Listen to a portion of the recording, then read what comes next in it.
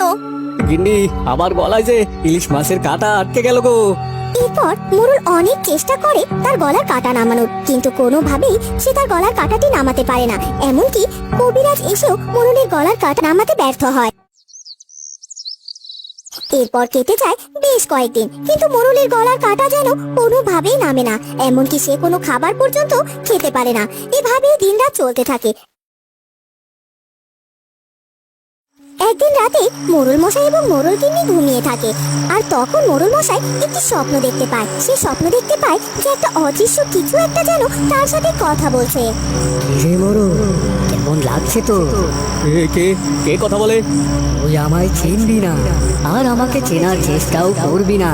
তুই পাপী, তুই অপরাধী, আর তাই তুই যত যাই করিস না কেন, তোর গলার কাঁটা নামবে না। আমি কি অপরাধ করেছি আমাকে বলুন, আর কিভাবে